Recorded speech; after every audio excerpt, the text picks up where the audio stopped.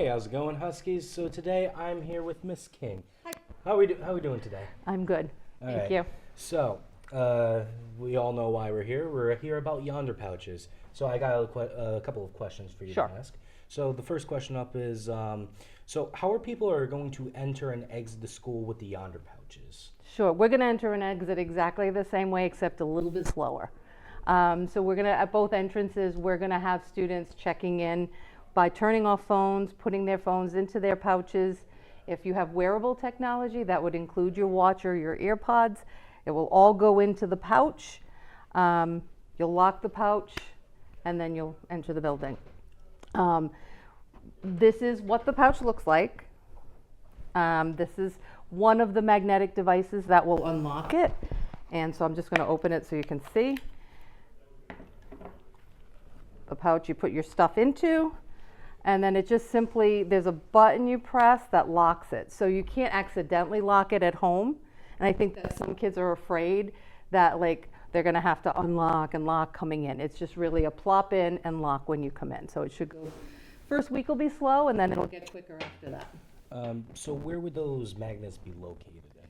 So we are going to have a couple of things. At the mall entrance and main entrance, we're going to have them mounted to the walls. And then there are these handheld devices. We're using these. Administrators will have these. Certain programs will have one for their programs.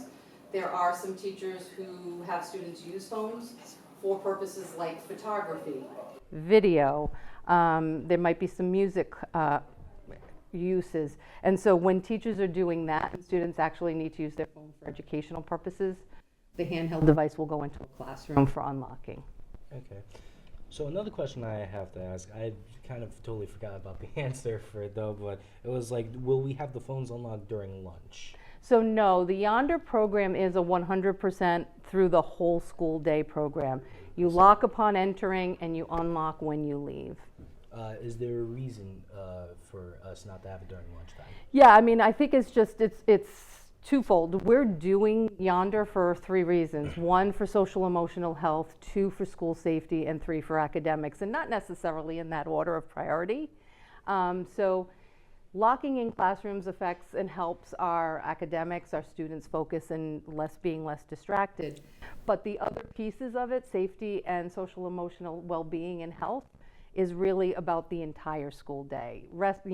Students not accessing it during lunch, restrooms, et cetera. Because what we're seeing is that that's a lot of the time, or a lot of the issues that rise either through anxiety or discipline come from messages received during the day on cell phones. So any school that's implemented this program does it. It's a 100%. I see. So, and I'm only asking this because some of our friends do after-school activities. Sure. Extended day. So, are students required to keep their phones in the Yonder pouches during the extended days and after-school activities, or? So for extended day program in the library, yes, because that's a continuation of the school day and academics. Okay. If you're in athletics or any other clubs or activities, absolutely not. So you would unlock your device and be able to, there's actually going to be an unlocking hub at athletics. So as athletes are getting ready to leave for a game, they can unlock and get on the bus, or unlock and go into the locker room, whatever they need. So athletics, no, you'll unlock as soon as you go. If you leave early, you'll unlock early. But for extended day in the library, because that's an extension of the school day, you'll have it locked until you leave. So I'm sure you've heard some reasonings against the Yonder pouches. Sure. Like parents are concerned not being able to Yep. contact their kids in case of emergencies or stuff. Do you have anything that could help ease their concerns about the Yonder pouches? Yeah, I mean, I think schools have operated safely for more than, for a very long time. And so what we've been assuring families and what Bristol PD has done through 2 presentations to families is really inform them, number 1, of the safety risks of having phones in school, but number 2, if you need to reach, we've let families know, if you need to reach your child, call the school. We can get your kid for you. Students can then come to the office. If they need to call a parent, come to the office, unlock their phone, call a parent, put their phone back in and go back to class. So there are ways in which families can either reach their student through the office, and then there are ways that kids can access a parent if they should need to through the main office. Okay. So, and this is just out of like more of a curiosity. What are you gonna do for those that bring like an extra phone or another electronic device? Yeah, so believe me, all things have been thought of out there in the world. This is a national, international program, and so all of the things you can think of to get around the pouches, we're hearing people have done. That's for certain, and we're not naive. We know that students will bring or try to bring dummy phones or not put all their devices in. The reality is that's probably going to be about 15% of our kids, and I say that roughly. Like a rough estimate? Yeah, and what that means is the rest of the school population is going to be following the rules. Students who have a phone and are going to try to access it outside of the rest of our environment, their behavior will rise to the surface pretty quick. They're going to be noticed. So we might not catch you on the first week, but we're certainly going to get you in the week or so following. And we have a very specific set of consequences for not following school policy. So I'm only asking this question because I know some classes, like my music is literature class, require it. Are we allowed to use headphones or earbuds?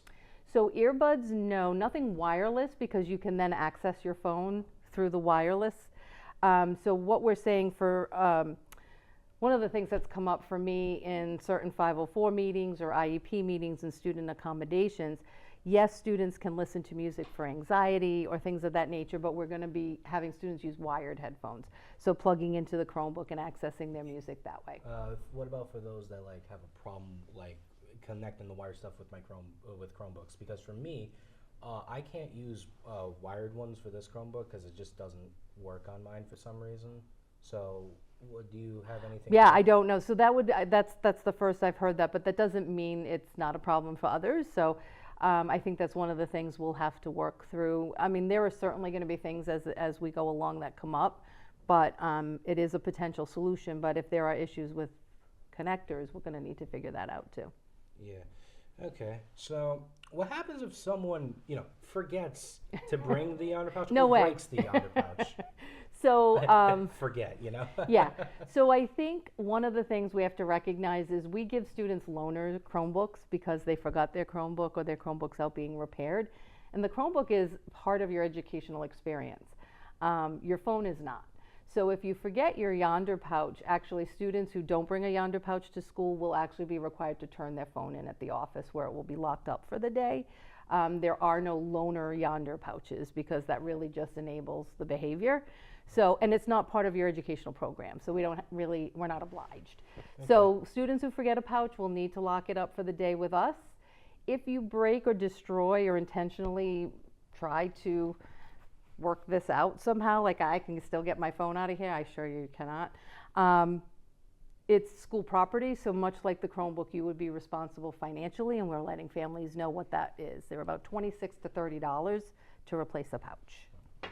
Right. So this last question, and I do apologize if this was like last second. But oh, no worries. It was during my music literature class. So some students have said that they go onto their phone because of like a lack of engagement per se on the teacher's behalf. So what would you say about that? I guess I'm wondering what you mean. Is it that the class is what's the question? I'm not sure. From like what I've been getting from like some of the students in my class is just like the teachers, they don't really like do anything that like is good engagement, that makes them want to learn. So which is why they eventually get bored and go on their phones. So do you have anything to say about that? Well, I think that's a much broader or bigger question. I think that probably comes up often when we have substitutes in the building. I do see that when there are subs in classrooms, that becomes a challenge.